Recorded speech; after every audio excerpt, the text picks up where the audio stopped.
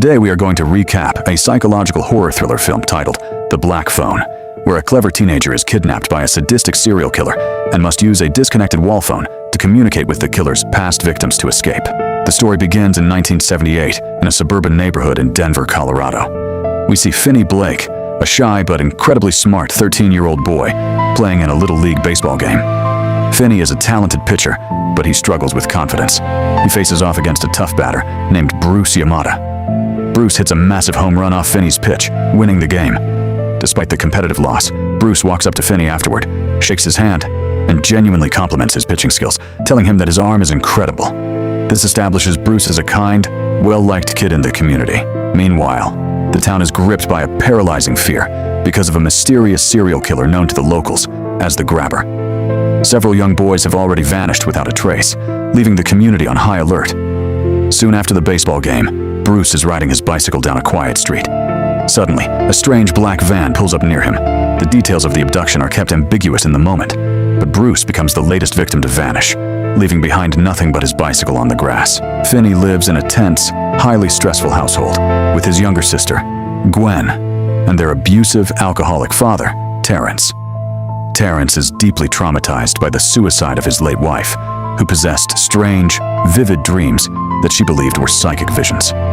Because of this trauma, Terrence heavily punishes any sign of unusual behavior in his children. Gwen, however, has inherited her mother's unique gift. She experiences intense, highly realistic dreams that contain specific details about the kidnappings that have not been released to the public. When two police detectives, Wright and Miller, visit Gwen's school to ask her about the missing boys because of rumors surrounding her talk of the events, word gets back to Terrence. This causes Terrence to become furious. That evening, he brutally beats Gwen with a belt to try and force her to stop talking about her dreams, while the crying Finney can only watch in helpless terror, unable to protect his sister. The atmosphere at school is just as hostile for Finney, who is a frequent target for a group of ruthless bullies. Fortunately, Finney has a fiercely loyal friend named Robin Arellano. Robin is a tough, no-nonsense street fighter who fiercely protects Finney from their classmates. During a brutal bathroom confrontation, Robin completely pulverizes a bully who is trying to attack Finney, asserting that he will always have Finney's back. Robin tells Finney that he needs to learn how to stand up for himself eventually, uttering the phrase that he will need to do it one day. Tragically, a few days after this conversation, Robin becomes the next victim of the Grabber. Finney is completely devastated by the loss of his protector, leaving him entirely isolated and vulnerable. The next day, Finney is walking home alone from school. He passes by a strange black van parked on the side of the road. Standing next to the van is a man dressed as a clumsy magician, dropping his props on the sidewalk. This man is the Grabber. Finney, being a polite and helpful kid, stops to help the man pick up his dropped magic wands and balloons. As Finney hands the items back, the Grabber engages him in a strange conversation, offering to show him a magic trick. Suddenly, the Grabber lunges forward, sprays a powerful chemical anesthetic directly into Finney's face, and forces him into the back of the van filled with black balloons. Finney struggles weakly, but quickly loses consciousness. Finney wakes up a while later in a stark, soundproofed basement. The room is incredibly dark, featuring bare concrete walls, a small mattress on the floor, a single high window with bars, and an old, disconnected black rotary phone mounted on the wall. Soon after he wakes up, the heavy basement door clicks open. The Grabber enters the room, wearing a deeply disturbing two-part demonic mask that obscures his face. The mask has a grinning, theatrical expression. The Grabber speaks in a highly erratic, unpredictable voice, trying to reassure Finney that he will not hurt him as long as he behaves. He brings Finney some food and tells him that the black phone on the wall is completely broken and has been disconnected since his childhood. After the Grabber leaves, locking the heavy door behind him, Finney explores the grim space. He walks over to the black phone, lifts the receiver, and confirms there is no dial tone. He tests the barred window, but it is far too high and secure to breach. Suddenly, the disconnected black phone begins to ring loudly, shattering the silence of the basement.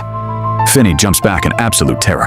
He approaches the ringing phone with trembling hands and slowly lifts the receiver to his ear.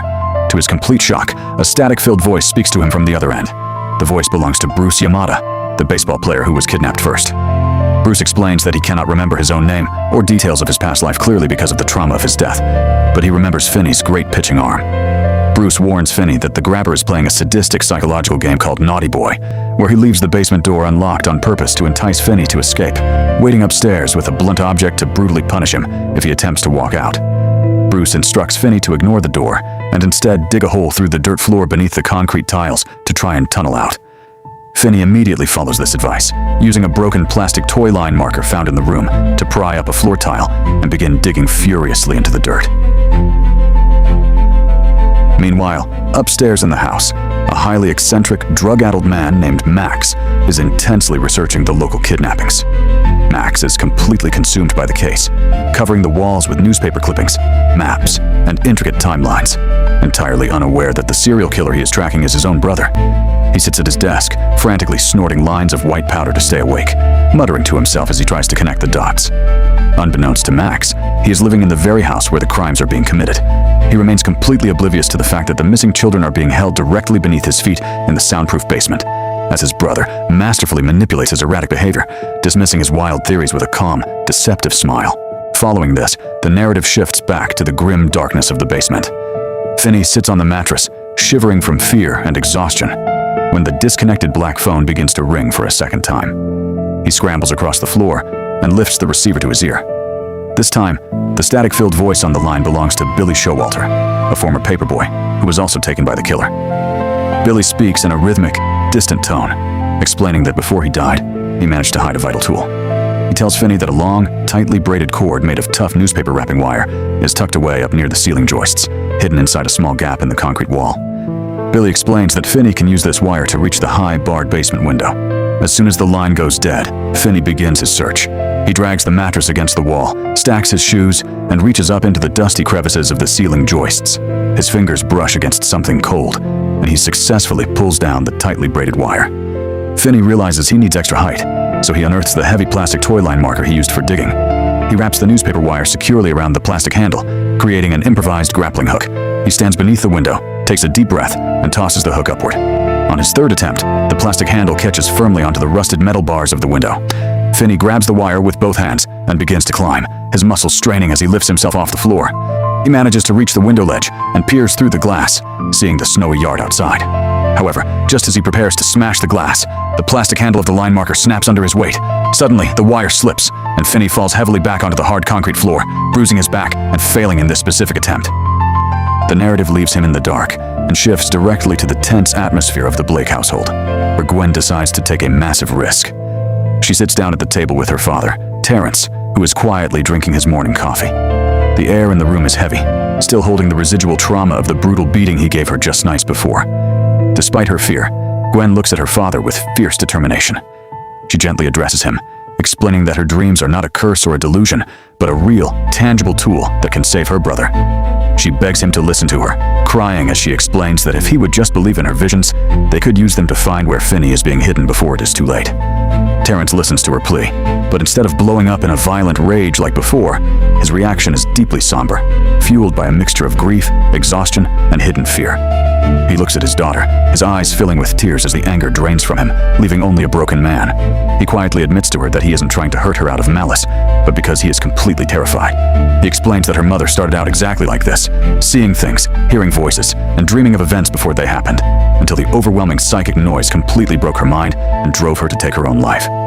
Terrence chokes back tears, confessing that his abusive strictness is a desperate, misguided attempt to protect Gwen from meeting the same tragic fate as her mother. Gwen listens, seeing her father's profound brokenness for the first time, realizing that while he loves her, his fear has made him blind to the fact that her gift is their only hope. The next day, the heavy silence of the basement is broken once again as the phone rings for a third time. Finney rushes to answer it. The caller is Vance Hopper, a troubled, highly aggressive juvenile delinquent who was notorious throughout the town for his brutal street fights and violent outbursts. Vance's ghost is incredibly angry about his fate, his voice crackling with raw fury through the receiver. He tells Finney that he refuses to let the killer win and commands Finney to stop acting like a victim. Vance instructs Finney to smash through the fragile drywall at the back of the basement, explaining that right behind that specific wall sits an old, unused coal chute that connects directly to the outside world. Realizing this is another chance, Finney immediately goes to work. He uses the broken, jagged piece of the plastic line marker to laboriously scrape and cut a hole through the thick layers of drywall. Dust fills his lungs as he chips away at the wall for hours, his hands bleeding from the effort. Finally, he breaks through, revealing a dark, cramped tunnel. Finney crawls flat on his stomach through the tight, dusty space, suffocating under the weight of the darkness. He reaches the end of the chute and finds the heavy iron grate that leads to the surface. He pushes against it with all his might, using his shoulders and legs to force it open. However, the iron grate does not budge. Finney discovers that the grate is securely padlocked from the outside with a massive, rusted lock, completely preventing his escape. Defeated, he crawls backward out of the hole, weeping in frustration. Meanwhile, outside the house, the search intensifies. Gwen is desperately trying to use her psychic dreams to locate her missing brother. She falls into a deep, restless sleep, where her subconscious reveals vivid images of a neighborhood she recognizes. In her dream, she sees a specific street, a row of identical houses, and the terrifying black van parked on the curb. She wakes up gasping for air and immediately hops onto her bicycle, riding frantically through various suburban neighborhoods in the pouring rain, praying for a sign from the universe. Her dreams lead her to a specific street, where she sees the exact house from her visions. But because the houses look identical, she cannot pinpoint the exact address. Desperate, she brings this highly specific information to detectives Wright and Miller. The detectives are initially skeptical of a young girl's dreams, but given the total lack of leads, they become desperate enough to take her seriously. They return to the station and start cross-referencing her descriptions with local property records, looking for any residents who own a black commercial van. Following this, the narrative shifts back to the grim reality of the basement, where a dangerous game begins. The grabber intentionally leaves the heavy basement door wide open. He sits in a chair at the very top of the stairs, holding a massive wooden club, and falls asleep, or pretends to fall asleep, leaving the path to freedom completely exposed. Finney stands at the bottom of the stairs, staring at the open door in absolute agony, knowing this is a trap, but realizing he has no choice. He removes his shoes to eliminate any sound. He quietly creeps up the wooden stairs, one agonizing step at a time, watching the killer's masked face tilt to the side. Finney reaches the top landing, carefully stepping over the sleeping killer's outstretched legs. He slips past him into the main hallway, reaches the heavy front door, carefully unlocks the deadbolt, and runs out into the cold night air. The movement triggers an alert. The grabber wakes up instantly, realizes the boy is gone, and smiles beneath his mask. He bolts out of the house, jumps into his black van alongside his vicious, growling hound dog, and tears down the street. Finney hears the roaring engine behind him and tries to hide behind a bush, but the van screeches to a halt right in front of him. The grabber steps out, unleashes the dog, and tackles Finney to the ground. He forcibly injects him with another dose of anesthetic, quickly recaptures the boy, and drags him back to the house. Finney's despair deepens completely as he wakes up hours later, thrown back into the dark room, realizing his one chance at flight is gone. Following this, the phone rings for a fourth time. Finney is so broken that he initially refuses to answer it, but the persistent ringing forces him to lift the receiver. This time, the voice is incredibly familiar, sending a wave of emotion through him. It is Robin Arellano, his fiercely loyal best friend. Robin comforts a weeping, broken Finney, telling him that crying will not save him now. Robin explains that running away is no longer an option because the grabber is finished playing games.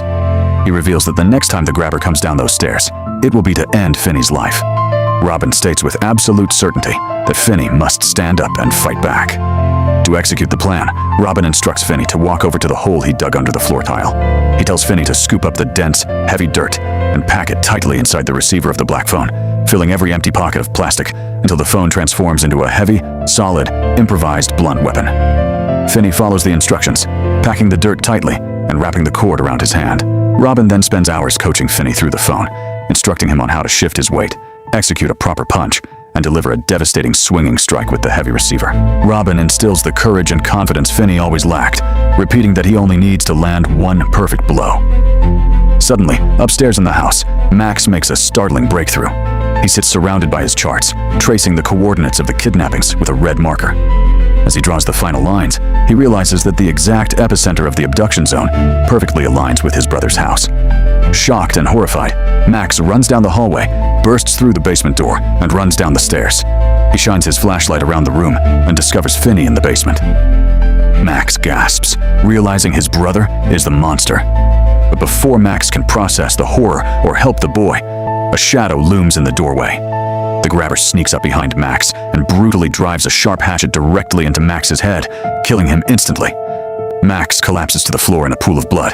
The grabber, now wearing a terrifying mask with an angry, aggressive expression, steps over his brother's corpse. He looks at Finney and decides it is finally time to eliminate the boy. The final high-stakes confrontation begins instantly. The grabber lunges forward with his hatchet, unleashing his vicious hound dog at the top of the stairs to guard the only exit. Finney stands his ground, remembering everything his friends taught him. As the killer charges, Finney triggers his trap. He pulls the tightly braided newspaper wire, which he had secretly anchored across the floor earlier, taut across the room. The grabber doesn't see it in the dark, trips over the wire, and plunges directly into the deep hole Finney had dug into the dirt floor. The killer's leg twists violently, and his ankle snaps severely against the sharp, jagged edges of the concrete tiles. Capitalizing on the killer's sudden vulnerability, Finney springs forward with fierce determination. He swings the heavy, dirt-packed phone receiver with all his might, aggressively striking the grabber repeatedly across the face. The heavy plastic fractures the killer's mask, drawing blood and leaving him dazed and pinned at the bottom of the pit. As the grabber lays groaning, the black phone begins to ring one final time, louder than ever before. Finney holds the receiver down to the killer's ear. Through the line, the ghostly overlapping voices of Bruce, Billy, Vance, and Robin begin to taunt and terrify the grabber, whispering that his game is over and that they are waiting for him. Finney wraps the heavy coiled phone cord tightly around the grabber's neck. He plants his foot firmly on the killer's back, pulls the cord with all his remaining strength, and cleanly snaps the killer's neck, ending his reign of terror once and for all. Finney climbs out of the pit, breathing heavily. The vicious hound dog growls at the top of the stairs, blocking his path. Finney remembers the plate of meat left in the corner. He grabs the food and tosses it into the far corner of the basement. The dog, driven by hunger, abandons its post and rushes toward the meat. Finney safely walks past the animal, ascends the wooden stairs, leaves the House of Horrors, and steps outside through the front door into the bright morning light. Across the street, a massive fleet of police cars has just arrived. Detectives Wright and Miller, accompanied by Gwen and their father, Terrence, have just tracked the house down after Gwen's psychic visions led them to the exact property match. Gwen spots Finney walking out of the front door, covered in dust and blood. She screams his name and runs across the road, embracing him in a powerful, emotional hug. Their father, Terrence, runs over and falls to his knees in tears, overwhelmed by guilt and relief. He holds both of his children close, weeping openly and begging them for forgiveness for his past abusive behavior, promising to change. A few days later, the town begins to heal, and Finney returns to school. He walks through the hallways, no longer slouching or hiding from the world. He radiates a profound, newfound sense of confidence and inner strength, and the bullies step aside as he passes. He enters his classroom and sits down at his desk. A girl he has liked for a long time walks over and sits next to him, smiling warmly as she greets him. Finney looks her directly in the eyes, smiles back, and confidently tells her to call him Finn, showing the world that he is no longer the fearful, helpless boy he used to be. The movie ends as Finney confidently embraces his new life, forever changed by his survival. Subscribe for more videos like this, turn on notifications, and leave a comment to let us know what you think of this ending. See you next time.